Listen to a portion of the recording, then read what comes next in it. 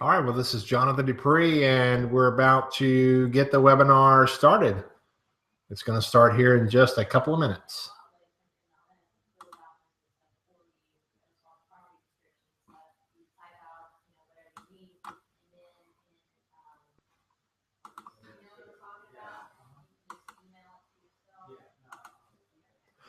All right, so hey, I want to welcome you to the Put Your Dream to the Test webinar, and I'm going to get it started here in just a few minutes. Going to pull up the screen, but first, just want to say thanks to Kevin Dinkle with Advantage Services Home Inspection.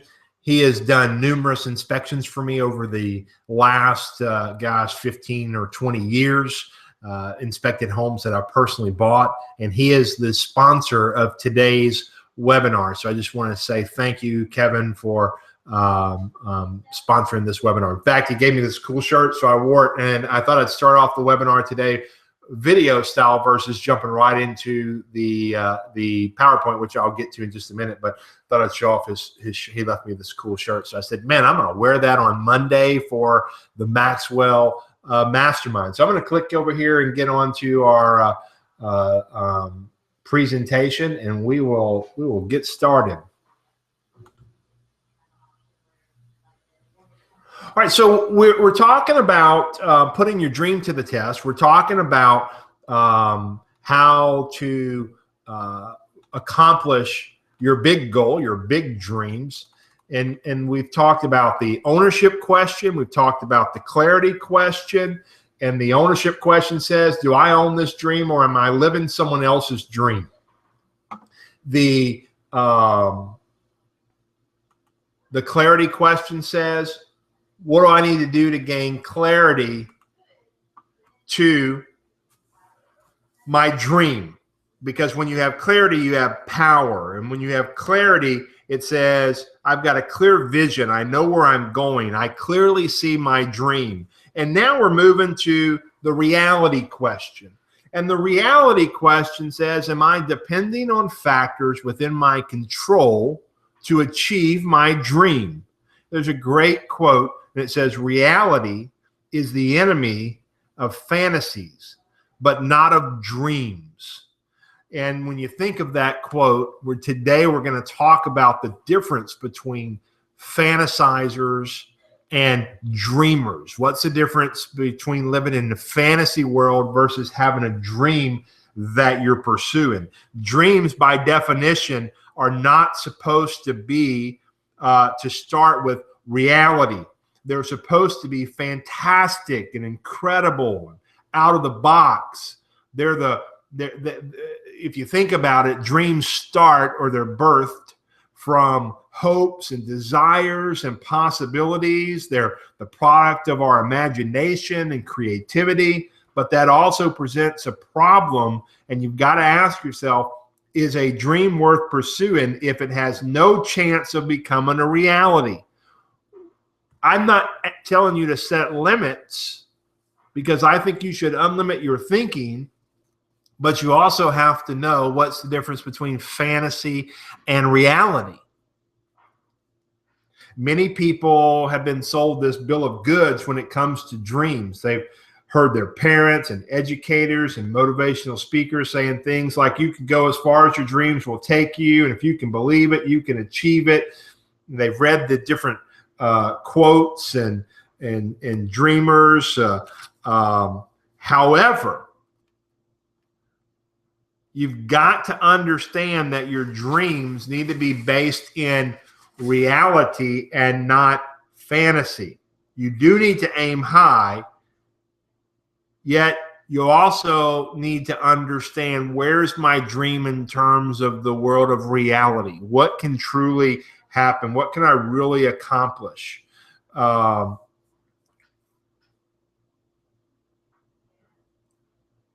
it's got to be based in that reality and not fantasy. Now, we're also going to talk today about how to the law of least effort. And the law of least effort says, when you're pursuing a dream and you're working within your strengths, when you understand, here are my strengths, and I'm working within them versus working on my weaknesses or in my weak zones or weak areas of my life. When you work within your strengths, the law of the least effort says that you're going to create more momentum.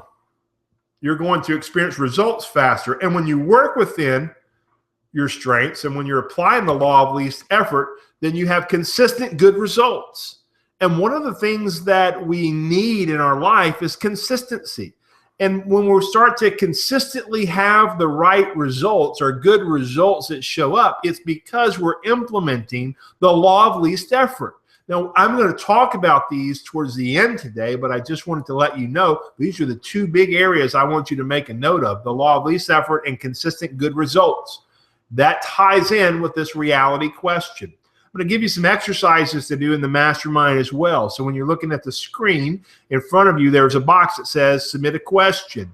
Well, I would love for you to some of the exercises, share your thoughts, your aha moments from today's mastermind. I want this to be interactive. So share maybe some of the things that you work on when we do some of the exercises this morning and how that ties into the law of least effort and consistent good results. And there's a great little formula: maximum effort plus maximum strength equal maximum return. And when you're working within your strengths, you go, well, you just said least effort. But when you're working within your strengths, you're maximizing that effort, and it's not as hard. It's not as difficult. When you're working within your weaknesses, it's hard.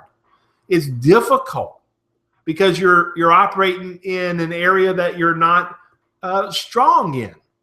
So if you don't have people surrounding yourself with, if you're not surrounding yourself with people who are strong in areas then that you're not strong in, you're going to struggle. So maximum effort simply means when you're working within your strengths, you're maximizing your effort, and in turn you're going to get the maximum return that you can.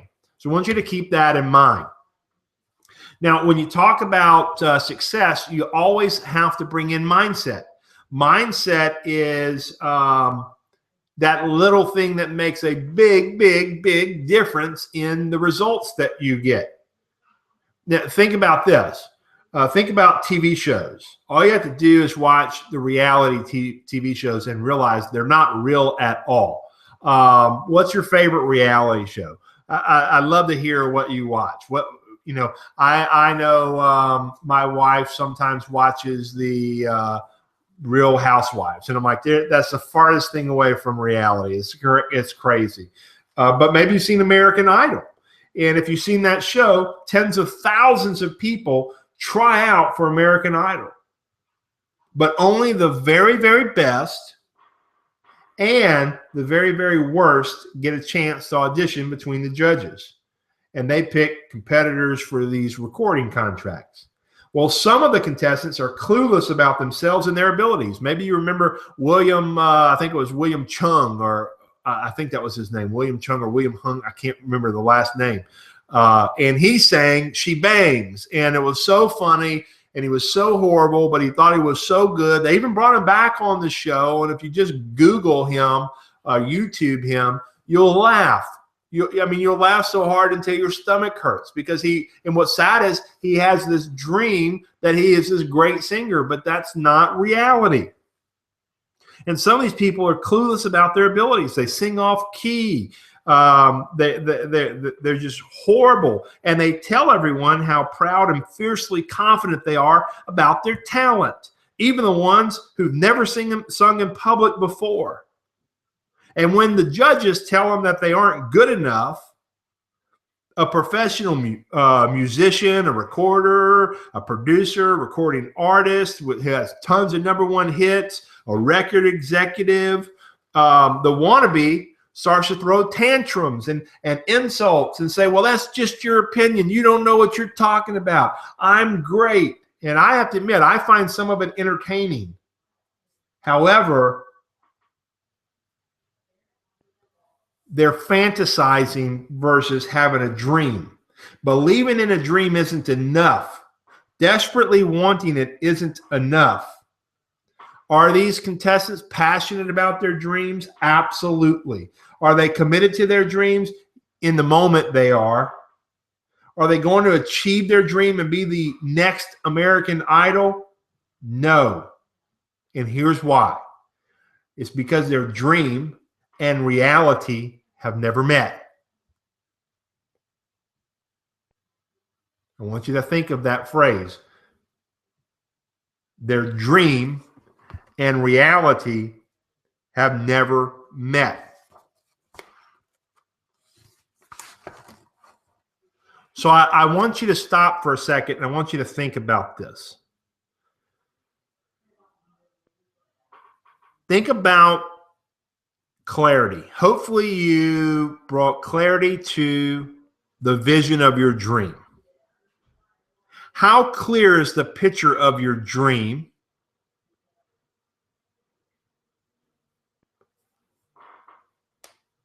And then as you think about that, think about this. Here's some questions I'd like for you to answer before we dive into fantasizers versus dream builders. What separates your dream from a fantasy? Where does reality interfere with your dream? How is your dream rooted in the reality of your current circumstances? And what evidence supports that view? So what separates your dream from a fantasy? Where does reality interfere with your dream?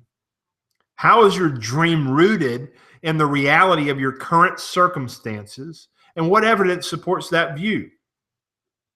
Now, when you think about your dream, what aspects of achieving your dream are outside of your control?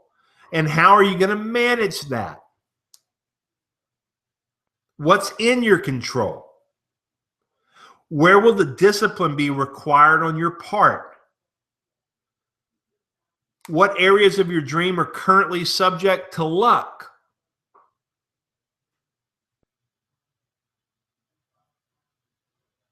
How have you taken risk towards achieving your dream? What risk do you anticipate needing to achieve to accomplish the dream? How are you preparing for those risks?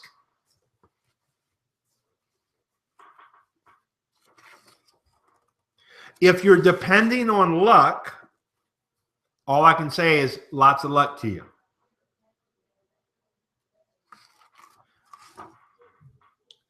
If your dream depends on luck, you're in trouble. If it depends entirely on luck, then you're living in fantasy land. Again, I'm not telling you to think big. I'm not telling you to limit your thinking, but I'm telling you if it depends on luck, you're in trouble. And if it depends entirely on luck, you're living in fantasy land. I had someone once who had an employee that worked for them that was just so sure they were going to win the lottery. That was their dream. This is a true story I'm telling you. Their dream was to win the lottery. They were so sure and confident and passionate about winning the lottery that they actually embezzled money from their company to play the lottery. When it was found out that that had happened, they had actually written letters to all the people who they had hurt, saying that they were so sorry, but they were so confident they were going to win the lottery. And it was the letter like what they were going to do when they won it and how they were going to repay the money that they had taken and what they were going to do to help make other people's lives better. They were living in fantasy land. It was totally dependent upon luck. That wasn't a dream. That was a fantasy. And they got sucked into it. It's a very bad thing to get accustomed to good luck. The worst kind of fantasizers, like those American Idol auditioners that we talked about, rely almost entirely on luck to pull off their dreams. They have that lottery mindset. They believe that somehow, if they show up at the right place at the right time with the right number, then presto, their fantasy comes true. Well, that would be nice if it worked that way, but it doesn't. So fantasizers, let's talk about them for a second. They rely on luck.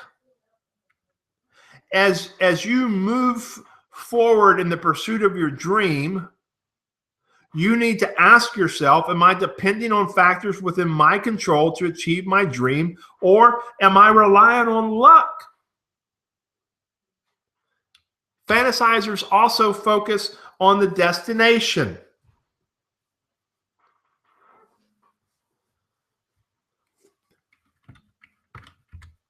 They cultivate unhealthy expectations, unrealistic expectations. They minimize the value of work. They look for excuses. They create inertia. They breed isolation. They wait. They avoid personal risk because they're dependent on luck. If I get lucky enough, it'll happen. They make others responsible. It's not my fault. If they would have just done their job, if this person would have done what they were supposed to do, if my company would have done this, if the leads would have been better, if this would have happened, if this would have happened, if that would have happened, if the market would have done this, if the market would have done that, they don't take responsibility. They have a victim mindset, not just a lottery mindset, but a victim mindset. They point the finger. They transfer the blame. It's never their fault. Ralph Waldo Emerson said, shallow men believe in luck. Strong men believe in cause and effect. People who are successful over the long term, they don't leave anything to chance. They focus on what they can do, and then they go do it. I love John Wooden. He's one of my favorite people. I love reading his books. He was a coach at UCLA, basketball coach. He built the model of success, the John Wooden model. And if you haven't seen that, Google the John Wooden model, and you'll see the triangle to success. It's incredible. But he said, here's something he said: I welcome good luck just as anyone does, but I work extremely hard to avoid being in a situation in which luck was necessary to produce a favorable outcome, or where luck of an adversary could defeat us. To me, the residue of design, luck, can be important. Much more important, of course, is design. So what's he saying? He's basically saying, look, I welcome good luck. It's like lagniappe. When it happens, that's great. I got lucky in that scenario. However, I don't want to depend on luck. I want to depend on design. I'm going to go design the life that I desire to live. I'm going to create it by design and not by default. I'm not going to depend on luck. So let's talk about the dream builder. So the dream builders rely on discipline. They focus on the journey and not the destination. They cultivate healthy discontent. What do you mean healthy discontent? They're just not satisfied. They're constantly looking to improve and to get better. They're always staying learning based. I did a video this morning. If you haven't seen it, you can go to my Facebook page and it's posted there. And the title of it is called I'm So Mad at Myself. That's what it's called. I'm so mad at myself. And the whole purpose of that video was, you've got to get mad at yourself to the point that you make change, and it's long-term consistent change. Because if you don't make change consistently, you'll just experience the same thing that you've been experiencing. You've got to get mad at yourself to the point where you're discontent with where you are. And you go, I'm responsible, and I'm mad at myself because I'm in this position because of the choices I've made. But the great thing about us as humans is we can make choices, and we can make new choices and move in a different direction. They maximize the work that they do. They lead to action. So when I was typing the word mad, I looked at it and said, man, that could stand for massive action daily. So they take massive action daily, the right action, moving them closer to where they want to be. They lead to action. They generate momentum. They promote teamwork. They're the initiators. They embrace risk as necessary. They make themselves responsible. That's what a dream builder does. They don't rely on luck. They're not floating like that piece of driftwood. They create a life by design, not by default.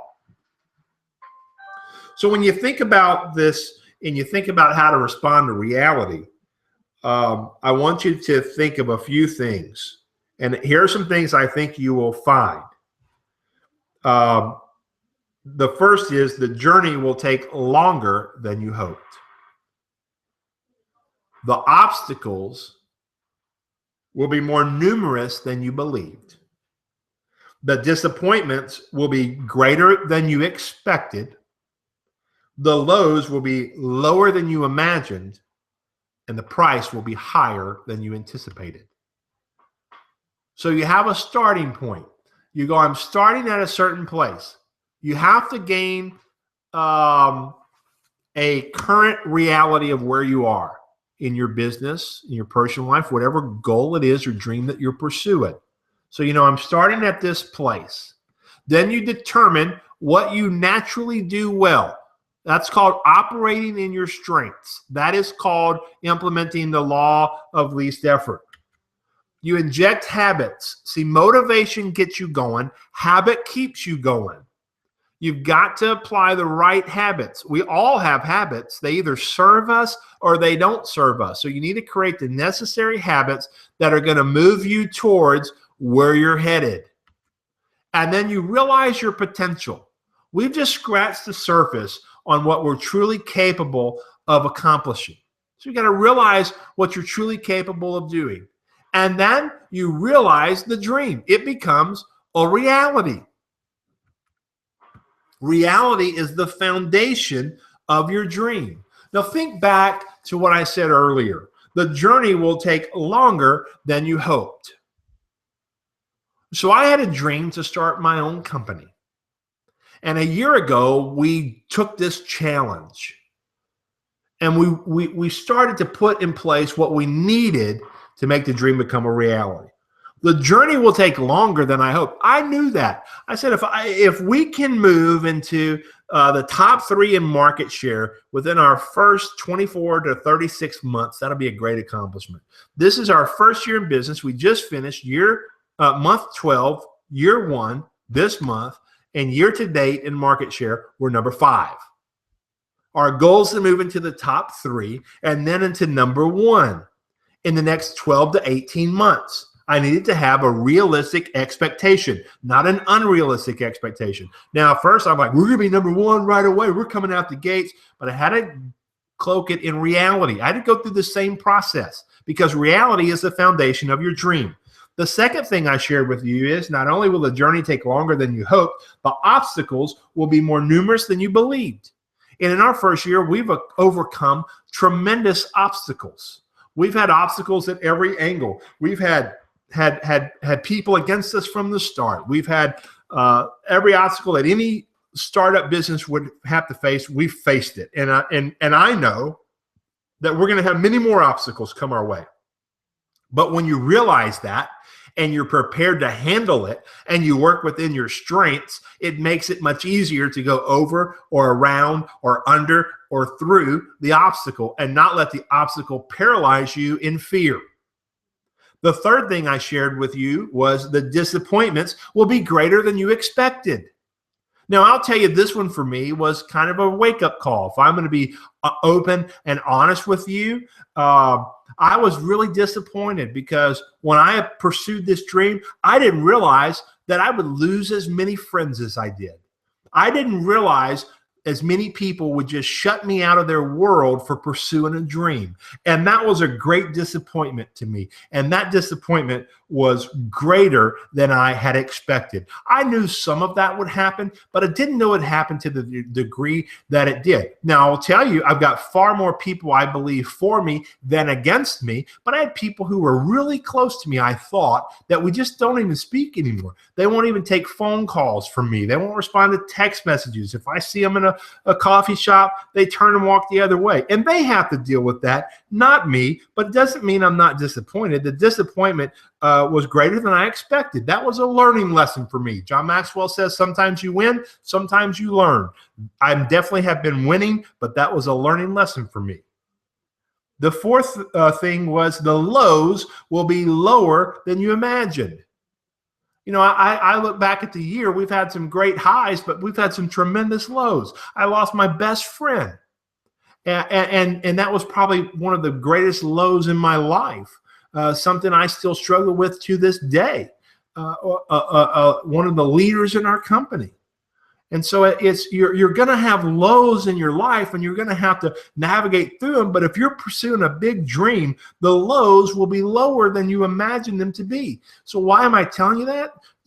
So that you can be prepared. And you might not ever even really be fully prepared for that. And then the price will be higher than you anticipated. You can't have success without sacrifice. So with all that's working against you, it's imperative that you depend on factors within your control to achieve your dream. You cannot afford to overlook or ignore the reality. So how do you respond to reality? Well, here's one of the great ironies in life. You must be acquainted with reality while not allowing your dream to be shattered. Depending on who you are and what your dream is, that can be difficult or it can be easy because each person's different. There's a story of a guy, and his parents were immigrants. They dreamed of coming to America. And he said, my father fell under the spell of the American legend that the streets were paved with gold. And when he got here, he found out three things. The first is the streets were not paved with gold. The second thing he learned was the streets were not paved at all. The third thing he learned was he was supposed to do the paving. So reality sank in when they got to America. The good news is that when they were confronted with reality, they didn't try to take the ticket back and go back to where they came from, to their homeland. They moved forward, they got to work, they made a life for themselves, and they became extremely successful.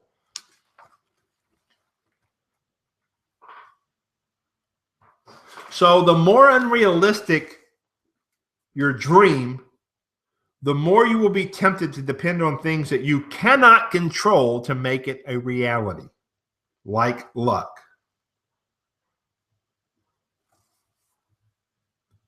The more concerned you become with things you can't control, the less you will do to improve the things that you can control. So here's my question to you. Is your dream built on your real strengths? The first step in facing reality requires you to look at yourself realistically, to see yourself as you truly are.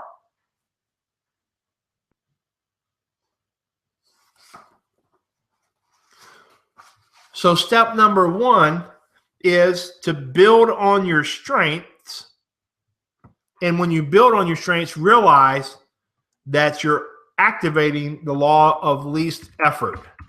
And if you remember, I'm going to go back to the beginning here. We talked about this in the very front of the call. When you build on your strengths, it activates the law of least effort. And so when you're building on it, the activities using those strengths come more easily to you. You're doing what comes natural for you. You're working within your talents, and building on your strengths will work for you. Pearl Bailey said, there are two kinds of talent, man-made talent and God-given talent. With man-made talent, you have to work very hard. With God-given talent, you just touch it up once in a while. Well, what would you rather do? Fight to develop skills where you have little natural gifting, or would you rather run with the talent that God has already given you and maximize it and see where it takes you? I work really hard to operate within my strengths, and I work really hard to not do anything really that is outside of my strengths. I surround myself with people who are really strong in the areas that I'm weak, and I let them run in those areas. I do the things that I'm really good at that come natural for me, and I work on expanding those abilities so that not only do they come natural for me, but that I maximize those strengths. When people are going with their strengths and working in their sweet spot, the work they do is simple and it's easy. The law of least effort. However, when you work outside of your strengths and you're focusing on maximizing weaknesses, then it's complex and difficult. So if you want to achieve your dream, you have to build on your strengths. A good exercise is to sit down and list out what are your top 3 to 5 strengths, and then what do you need to do to make sure you're operating in them. You know, it's important to know your weaknesses and be aware of your weaknesses. And I'm not saying don't ever try to improve in areas that you're weak, but spend your time maximizing your strengths. And then find your weaknesses and go, who are the people that I need in my life? 3 calls from now, next week we'll talk about passion, then we'll talk about pathway, and then we talk about people. Who are the people you need in your world to achieve your dream? Well, who are the people that are going to help who are strong in areas that you're not as strong in? The second thing you need to remember is when you build on your strengths, it enables consistently good results. So when you're working in the law of least effort, you're maximizing your strengths, you're working in your strengths, you're building on your strengths, then it's going to enable consistent good results. Dreams don't come true because a person does something well once in a while. Success isn't an event, it's a process, it's a lifestyle. Dreams are fulfilled when someone performs with excellence day after day after day after day. And that comes only when you work within an area of your strength. And that is a reality. And finally, when you build on your strengths, it gives you the highest rate of return.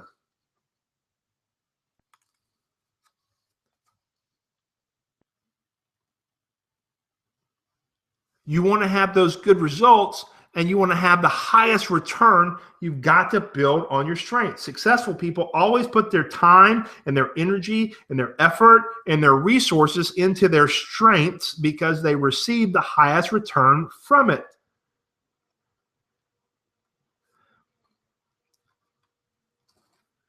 Look at Michael Jordan. Occasionally, they depart from that approach.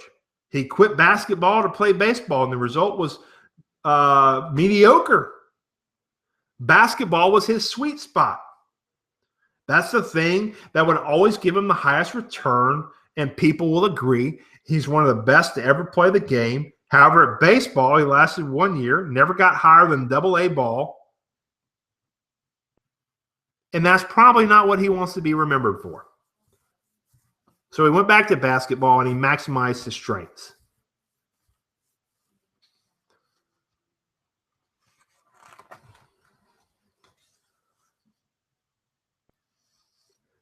The last 2 things I want to share with you on this call is you need to make sure that your dream is built on your habits and the right habits. Aristotle said we are what we repeatedly do. Excellence then is not an act, but a habit.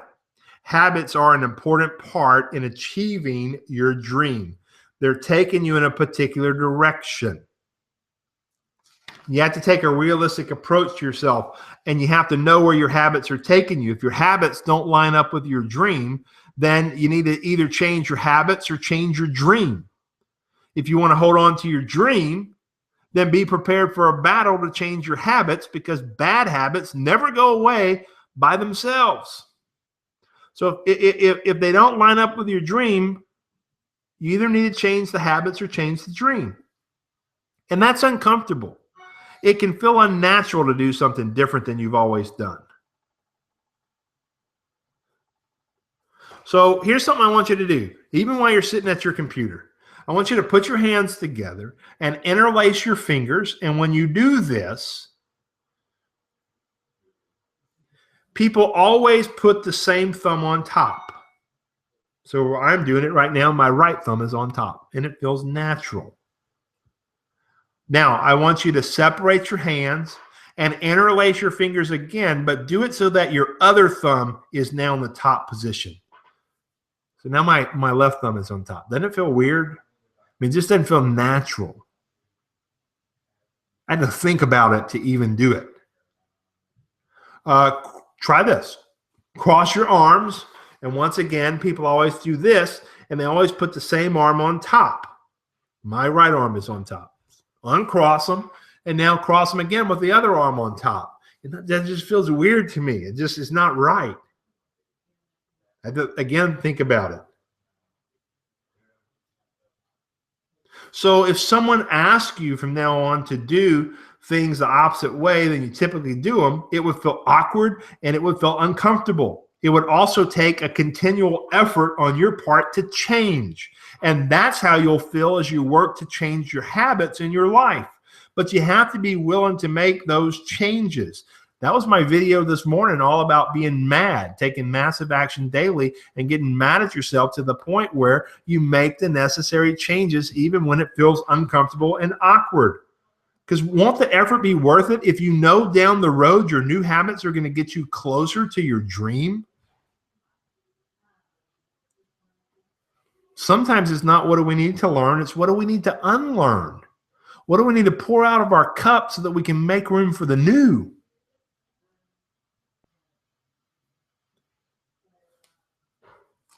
You have unlimited potential. Make reality your ally.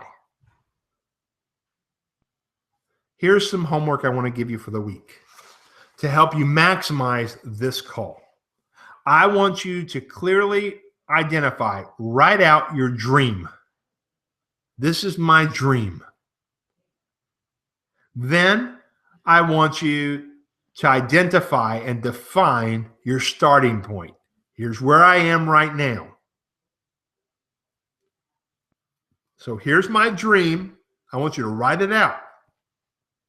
Here's my starting point. This is where I'm currently at, my current reality. I want you to describe your top 3 to 5 abilities. These are my 3 to 5 strengths.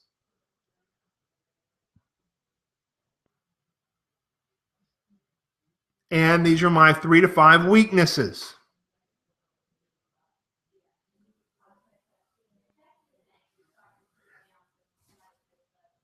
Then I want you to say, these are my list out here, my current positive habits that serve me towards achieving this dream. These are the negative habits that will create obstacles. These are the habits that will undermine my progress. These are the habits that will help me to achieve the dream. And maybe you'll come up with some habits you don't have in place yet that you know you need to put in place, and you'll see habits you need to get rid of. And then I want you to estimate how long you need to practice that habit to be able to reach your potential. How much work will it take for you to develop into the person who can achieve his or her dream? And I'd like you to get with someone and share with them those 5 things I just asked you to do. Write down your dream, write out your starting point, define where you are, your current reality, write down your top 3 to 5 strengths, 3 to 5 weaknesses, write down the current positive and negative habits. What are the habits that are going to hinder your progress? What are the habits that are going to help you move towards where you want to be? And then how long do you have to practice those habits to make the dream become a reality? Once you create those 5 written down steps, share them with someone who you trust. Ask for some feedback. Ask for them to share with you if you feel like, hey, are these my strengths? Maybe you have some blind spots. The blind spot's something that you're not aware of, but other people are aware of. So ask them to see any gaps in that plan. Next week, we're going to be talking about passion. And passion, the passion question says, does my dream compel me to follow it? Are you working on something that's exciting, that you really care about, that you don't have to be pushed? The vision of your dream pulls you. So you don't really have to be pushed. It's going to be an exciting call. Hey, thank you for joining us this morning. On my website, jonathandupree.com, if you click on the blog section, there's a post. You might want to bookmark it. And I have all the replays of every session going up there. You can use this same link that you used to be on the live webinar for the next until Friday, and then Friday it'll come down. That link will not work any longer. But if you go to jonathandupree.com and go to that blog post, I have all of the mastermind replays under one post. So it'll currently be refreshed with new ones, and that will be up there as well. Thank you for joining the webinar today. I hope you enjoyed it. I hope you've already gotten a copy of Put Your Dream to the Test, the 10 questions to help you see it and seize it by John Maxwell. If not, order your copy today. Run to the bookstore, pick up a copy, download it on your iPad, your Android, whatever tech device you use, and start to read it and implement these strategies. And you'll come out of this with clarity to where you're moving, and then consistently over a period of time, if you implement the action steps, you will be one of the few that achieve their dreams. Thank you for being on the call. Have an awesome day.